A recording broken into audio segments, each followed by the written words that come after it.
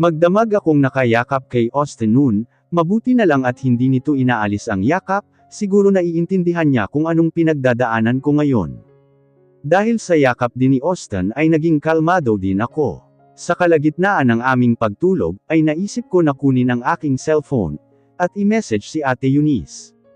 Ate, what happened? Akala ko pa hindi sasagot si ate. Ilang minuto lang ay sumagot ang ate na nasa Pilipinas na daw siya, dala ang mga pamangkin ko. Sinabi naman ni ate kung saan ang location sila nagstay. I'm worried sa kanila, dahil I'm sure susugod doon si mommy, once na malaman niya na andito na sila ate. Keep safe ate, galit na galit si mommy sayo. Saad ko sa aking message. Kahit alam ko kung nasaan sila ate, di ko sasabihin kay mommy, masyado na silang abuso kay ate. Nalaman lang nila na mayaman ang asawa ni ate, ay gusto nila mayroon din siya. Unfair para kay ate yun. Kaya kinabukasan ay agad na tatango na ako doon, upang tingnan kung nasa maayos na kalagayan ba si ate. Di pa nga sana ako papayagan ni Austin, nagpumilit lang ako. Baka daw kasi kung saan na naman ako pupunta. I promised naman na kay ate lang ako pupunta. Nakumbinsido ko naman si Austin. Pagdating talaga sakin hindi na ito tatanggi. Trust me okay. Kay ate lang talaga ang punta ko. Don't worry dito ako uuwi mamaya okay. Pagkonbansi ko dito. Nakatingin lang ng tingin sakin ang lalaki. Ang kwapo talaga kapag bagong gising. Tsaka, di pa tayo official napaka-protective muna, baka pag official tayo maging possessive boyfriend ka. Pangtutokso ko dito. Kapag umaga talaga seryoso lang ito. Tulad nga ng sabi ko, ayaw nito na di mo inuubos ang pagkain. Dapat mauubos mo yun kapag tatayo ka na ng mesa. I'm done, I need to go na. Pagpapaalam ko dito, do you want me na hatid kita? Tanong ni Austin sakin. Umiling naman ako at humulik sa pisngi ng lalaki. No, kaya ko na ta, tsaka may work ka pa di ba Mr. CEO? Natatawang saad ko dito. I like na lagi ko itong biruin. Kasi naman napaka-seryoso sa buhay. Kaya minsan napagkakamalan na sobrang sanggit. Although totoo naman talaga, minsan lang talaga nasa mood ito. Pero when it comes sa activity namin napaka-rough nito. Gusto ko naman yun syempre. Sino ba naman hindi diba? Ang tumanggi di magkakapera Cheres. Nasa car ako nang mabasa ko na may message sakin si daddy. Worried daw siya sakin, dahil hindi ako umuwi. Now may care na sila sakin. Ni minsan hindi ko iyon naramdaman sa kanila. I understand naman kung masakit pa din sa kanila ang nangyari noon sa past. Ako kinakain ng konsensya, na bakit di ko binantayan ng maigi ang bunso namin. Tuwing dinadalaw ako ng nightmares ko, lagi ko nakikita ang mukha nila na disappointed sakin. Kahit ganun lang ang panaginip ko, napakalaki ng impact sa mental health ko iyon. Noon kailangan ko pa uminom ng gamot, dahil minsan tinatamaan ako ng panic attack, kapag may mga memories na nakapagpapaalala sakin ng bagay na nakapagpapaalala ng aking kapatid. Mabuti na lang at nalampasan ko iyon. Natuto ako na hindi ka dapat magpatalo sa mga problema mo. Hindi masama humingi ng tulong sa iba. Ang case ko lang ay mag-isa ako na lumalaban. Wala kahit isa sa pamilya ko ang kasama ko, dahil ang kuya at ate ay busy din. Habang sina daddy at mommy ay masama pa ang loob sakin. Nagpatingin ako noon sa psychiatrist upang matulungan ako, dahil doon ay naging malaking tulong para sa aking sarili. Nag-message na ako kay ate na on the way na ako. Excited na kinakabahan ako na makita si ate. Gusto ko malaman bakit biglaan ang pag-uwi ni ate ng Pilipinas. Ilang oras din ang binyahe ko papunta doon sa location na sinabi ni ate. Itong si Austin naman ay panay ang message sakin na mag-picture daw ako, para makasiguro daw siya na okay ako. Natatawa pa ako dahil napaka-nervyoso pala nito. Nag-send ako ng picture na nasa biyahe pa ako, tumawag pa ito sakin gusto niya daw marinig ang boses ko. Look who is clingy now. Ganto na baka dead si Austin sa beauty ko. Alam mo Austin baka di ako makarating sa pupuntahan ko, isi kay ate lang ang punta ko. Pagbibigay ko ng assure dito. Nang matapos ang aming pag-uusap, ay dumating naman ako sa location ng sinabi ni ate. Nagtataka naman ako, bakit napakalaki ng bahay at based sa nakikita ko, mukhang mana pa ito sa ninuno ng pamilya. Nag-aalinlangan pa ako na pamaso, kasi baka mali lang ang napuntahan ko. Nang marinig ko ang boses ni Ate Eunice. Kyle, madapa ka, huwag kang malikot. Saad ng aking ate sa pamangkin ko. Kahit pala nasa ibang bansa niya pinalaki ang pamangkin ko, ay tinuruan niya ito na makaintindi ng Tagalog. Biglang bumilis ang kaba ko, nang marinig ko ang boses ni ate. Ate Eunice. Tawag ko mula sa labas ng bahay. Ilang saglit lang ay may 2 tao na lumabas, galing sa bahay na aking kinatatayuan. Kusang naglaglaga ng luha ko sa aking nakita. Bakas sa mukha ni ate ang lungkot. Lalong nagpaiyak sa akin na makitang may mga poses si ate. Ang sabi niya okay siya doon. Bakit ganito ang itsura ni ate? Ang daming pasa at pamayat si ate. Tulala lang si ate sa akin, at unti-unting tumulo ang luha nito. I'm so happy na umuwi si ate. Ate, how are you? Sabi mo okay ka doon. Nagtatakang tanong ko dito, pero nanatiling umiiyak si ate sa akin, na tila nagsusumbong. Dahil doon ay napaiyak na ako ng husto. I lied, I'm sorry ayoko na mag-aalala ka pa sa akin. Sagot nito sa aking tanong. I'm your sister, malamang mag-aalala talaga ako sayo. Asawa mo ba ang may gawa nito sayo? Turo ko sa mga pasa niya. Tumungo na umiiyak si ate. Malayong malayo sa dating ate na masigla at masayahin. Bakit kasama mo si Kuya Alejandro? Nagtatakang tanong ko dito. Tumingin ako kay kuya at malungkot lang din ang tingin nito sa akin. Tara sa loob, magpapaliwanag ako sayo. Pag iniaya nito sa akin papasok sa loob ng bahay. Dito ako nagtago, mahigit 1 linggo na, siguro nagsumbong na ang asawa ko sa mommy, kaya nalaman mo na. Hindi ko na kaya tiisin, pangloloko at pananakit niya sa akin. Umiiyak na paliwanag ni ate. Kita ko mula sa malayo na nakikinig si Kuya Alejandro sa aming pinag-uusapan, nakikita ko na nakakuyom ang mga kamay nito sa galit. Galit ito dahil nagparaya ito, tapos ganto pala ang dadanasan ni ate sa lalaki na iyon. Bakit dito? Pwede naman sakin. Tsaka may asawa na si Kuya Alejandro diba? Sunod-sunod na tanong ko dito. Matagal na patay si Lynn. At hindi ako pwede sa lugar mo, dahil ituturo ako ni mommy sa aking asawa. Kilala mo naman si mommy diba? Pagpapaliwanag ni ate sakin. Tama, hindi safe si ate kapag nasa akin siya, dahil magsusumbong ito sa asawa ni ate. Siguro kahit lumipas man ang taon, ay sila pa din ni ate at Kuya Alejandro ang nakatadhana. Dahil muling nasa bisig ni Kuya Alejandro si ate. Dito mas safe si ate at ang anak niya. Paano si Kuya Alejandro? Okay lang ba sa kanya? Lalo na may anak ka. Sunod-sunod na tanong ko muli kay ate. Tanggap naman niya kaming mag-iina dito, at besides may anak din ito kay Lynn. Di naman ibig sabihin na nandito kami, ay bumalik na kami sa isa't isa. Saad ni ate sakin. Ito ang ugaling nagustuhan ko kay ate, napakatalino at higit sa lahat napakabait na tao. Huwag ka na babalik doon sa halimaw mong asawa ate please. And dadalaw ako sayo lagi dito, o di kapag may free time ako. Siguro may boyfriend ka na, panunokso ni ate sakin. Bagay na aking ikinagulat, dahil masyadong obvious ba na may dilig ako mula kay Austin? Hindi naman siguro. Wala pa ngayon. Sagot ko dito, mahinang natawa si ate sakin. Tama ako meron, kasi sabi mo wala pa ngayon, so it means na meron pero wala pang label ano. Tanong muli nito sakin. Si ate naman daming tanong, bahala ka nga dyan, kunwaring pagpapalusot ko dito. Tumawag muli si Austin, ang dami na palang missed call from Austin. Agad ko na tinawagan si Austin, upang humingi ng tawad sa hindi ko pagsagot agad sa tawag niya. Ngunit di sumasagot sa tawag ang lalaki. Nagpalipas muna ako ng ilang oras kila ate, at nang medyo okay na, ay nagpaalam na ako kila ate at Kuya Alejandro na aalis na ako. Dahil may susuyuan akong nagtatampo na lalaki, dumiretso agad ako sa office ni Austin. Kilala naman na ako doon kaya pinapasok na agad ako. Saktong may nakita akong babaeng kausap ito, at napakalapit as in kay Austin. Di na ako nagdalawang isip na sumugod sa babae. Aba wala pa nga kaming label niyan, tapos uunahan niya ako.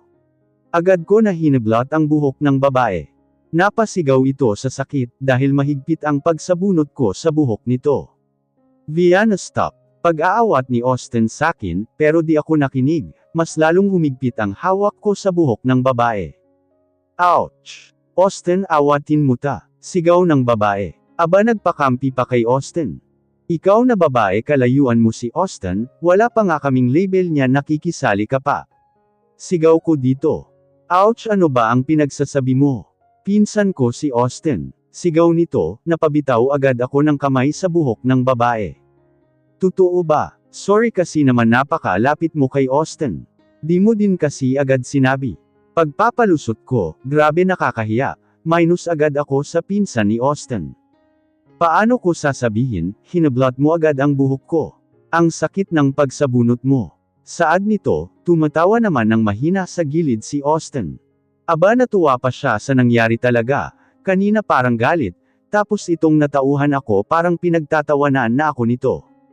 I'm so sorry talaga, paghingi ko ng paumanhin dito. Okay, next time try to ask muna, sakit ng sabunot mo. Saad nito sakin, ngumiti na lang ako sa kahihiyan. By the way, I'm Angela, cousin ni Austin. Pagpapakilala nito sakin. No doubt na magandang lahi itong sila Austin, kahit sa cousins niya ang ganda din. Parehas swerte sa jeans. I'm Vienna fling ni Austin, wala pa kasing label kaya fling muna. Nahihiyang saad ko. Kaya pala ganun ka violent, bigyan mo na kasi ng label kuya. Saad nito kay Austin. Itong si Austin naman panay tawa pa din sakin. Nang matapos ang kahihiyan na aking ginawa, ay umuwi na din muna ako sa bahay namin. Ayoko maghinala si mommy na alam ko nga kung nasaan si ate. Hindi ako papayag na ibalik pa niya si ate sa masama nitong asawa. Nang makauwi ako, ay naabutan ko na nakaupo ito sa pwesto niya. Tila kalmado sa kanyang paligid, na parang walang ginawa. Ganto lagi si mommy sa tuwing feeling guilty siya. Iiwasan ka niya, hindi ka papansinin o kikibuan man lang. Never na humingi ito sa akin ng tawad sa mga nagawa niya sa akin. I will forgive naman kay mommy. Hindi lang siguro matanggap ni mommy na hihingi ito sa akin ng tawad. And I don't know bakit ganito ang trato sa akin ni mommy. Hindi naman niya ganun kung tretuhin ang iba kong kapatid. Sa aking pagpasok, ay agad na lumapit ang aking daddy. Kamusta ka? Nag-alala kami sayo, akala ko napano ka na. Nag-aalalang saad nito sa akin. Ni hindi ko man lang naramdaman ang pagiging sincere nito. Nag-alala nga ba? Ni minsan di nyo nagawa sa akin yun. Walang emosyon ko na sagot sa aking daddy. Please, honey, I'm so concerned about you. Don't be like that. Dahil sa sinaad ng aking daddy, ay tumawa ako ng pagak. No, you don't concerned about me. Sa tuwing kailangan ko kayo, nasaan kayo? Sa tuwing sukong-suko na ako, nasaan kayo? Kayo na dapat sinusuportahan ako, pero pinaramdam niyo sa akin na hindi ako part ng family na ta. Umiiyak na saad ko sa aking daddy. Dahil doon ay tumayo ang mommy, galit na galit ito na lumapit sa akin. Hindi ko inaasahan ang pagsampal nito, dahil doon ay napatigilid ang aking mukha sa sampal. Malakas iyon at sigurado na babakat sa mukha ko ang sampal.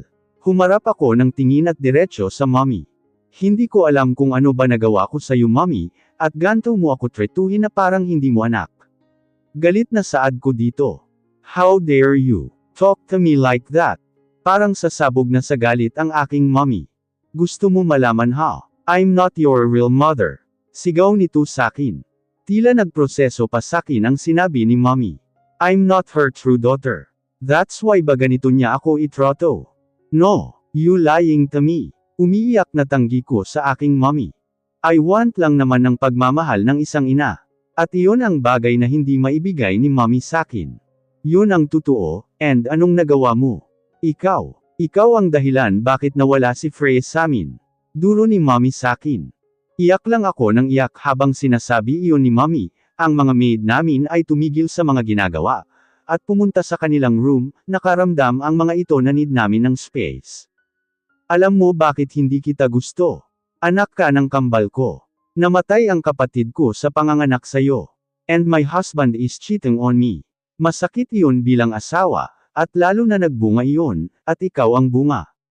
Umiiyak na saad nito sakin. Hindi ko alam kung kakayanin ko ba ang mga revelations na aking nalaman, masyadong masakit para sakin. Ako pala ang nagpapahirap kay mommy, sa tuwing nakikita niya ako. Sa tuwing nakikita kita, naalala ko ang pangloloko ng daddy mo sakin. Lagi ako umiiyak na bakit humantong sa ganon, at ang malala sa sister ko pa na malapit ako, iyak lang ng iyak si mommy, habang nag-e-explain. I'm so sorry, kung ako ang dahilan ng paghihirap nyo. And I'm so sorry dahil nawala si Freya dahil sakin. Tumakbo ako paakyat sa aking room. Umiiyak ako sa aking room, dahil sa hindi ko alam ang gagawin ko, dala na din sa nabigla ako sa mga nalaman ko. Umiiyak ako, dahil sa kaya ako nagrebelde ay hindi nila ako mahal, but it's true she did not love in the first place talaga. That's why pala ganun pag-treat sa akin ni mommy. Kumatok ang aking daddy, hindi ko alam kung pagbubuksan ko ba o hindi. Honey please open the door. I wanna talk to you. Saad nito mula sa labas. Nagmadali naman ako na kumuha ng malita, at kunin ang mga gamit ko na iilan. Nang matapos na ako ay magmadali ako na lumabas, ngunit ay pinigilan ako ni daddy. Please, don't do this honey, pagmamakaawa ni daddy sakin. Umiiyak na umiling ako. No, daddy this is not good to me na, I'm tired na dito, gusto ko ng tahimik. Umiiyak na saad ko kay daddy. Bibigyan ka namin ng space, please don't do this. Naawa ako sa ginagawa ni daddy na pagmamakaawa sakin, but kung tutuloy ako baka di ko nakayanin pa. Magpapalipas lang po ako, at hindi po dito. Malungkot na sagot ko kay daddy. Saan ka tutuloy? Tanong ni daddy sakin. Sa friend ko po daddy, don't worry po. Column ko dito. Dumiretso ako sa pagbaba, nakita ko agad si mommy, mukhang hindi pa ito kalmado sa nangyaring sagutan. Yan, dyan ka magaling ang tumakas. Kapag ikaw napahamak o may nangyari sa'yo, huwag kang pupunta dito. Pagbabanta sakin ni mommy.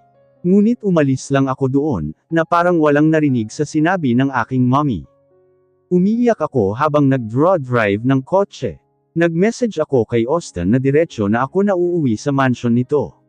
Nagtataka naman ng manang, bakit malaki ang dala kong malita. Oh, napano ka bakit ang laki ng malita mo? Tak ang tanong nito sakin. May problema lang po sa bahay, dito po muna ako. Malungkot na sagot ko dito. Alam na ba ito ni Austin? Tanong muli sakin ni manang. Opo, tumawag na po ako sa kanya kanina po. Magalang na sagot ko dito. Ganun ba? Sige na umakyat ka na sa room niyo, tiyak na pagod ka pa sa biyahe. Saad nito. Tama, sobrang pagod ako para sa araw na ito. Ilang oras din pala ako natulog, dala na rin sa sobrang pag-iisip at pagod. Naramdaman ko kasi na may humahaplos sakin. At sa aking pagdilat ay nakita ko na si Austin pala iyon. Nakangiti ito sakin nang magising ako. Napakagwapo nito sa kanyang suit. Sa kulay black na suot nito ay lalong nagpa-attract sa lalaki. Are you okay? You can talk to me.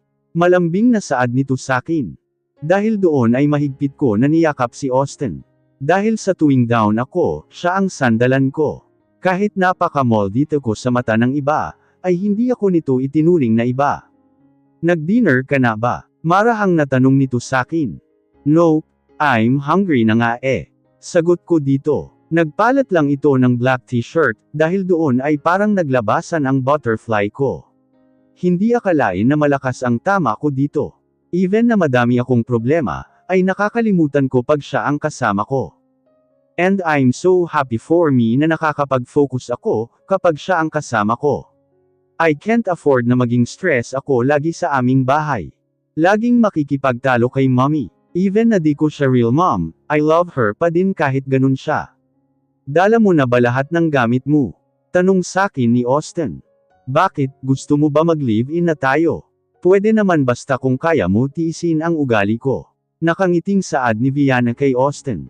Huwag mo ako hamanin dahil seryoso ako, kapag ako ang nagsasabi. Sagot nito sakin. Seryoso ka pala pero label di mo pa mabigay sakin. Pilosopong sagot ko dito. Paano ba naman kasi hanggang ngayon wala pa din? Okay, kung ayaw okay lang sakin, akalain mo yung si Austin Gilmore body ko. Natatawang saad ko dito. Shut up Viana, we're not buddies. Masungit na saad nito sakin. Makinig ka sa cousin mo, bigyan mo na ako ng label.